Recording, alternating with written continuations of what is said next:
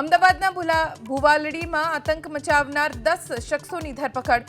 જમીન ખાલી કરાવવા બાબતે ફરિયાદી, સર્વેયર અને વકીલ પર ધોકા તલવારથી કર્યો હતો હુમલો.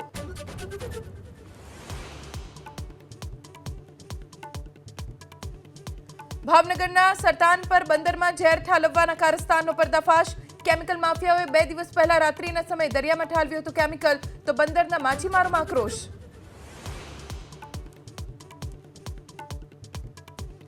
ગુજરાત પોલીસ બોર્ડે ભરતીની કરી જાહેરાત. જાન્યુઆરી 2025ના બીજા સપ્તાહમાં યોજાશે શારીરિક કસોટી. બિન હથિયારધારી પોલીસ સબ ઇન્સ્પેક્ટર અને લોકરક્ષક કેડરની ભરતીની જાહેરાત. દક્ષિણ પેસિફિકના વનુઆતુમાં શક્તિશાળી ભૂકંપ. સવારે 7:17 વાગે 7.3ની તીવ્રતાનો ભૂકંપ.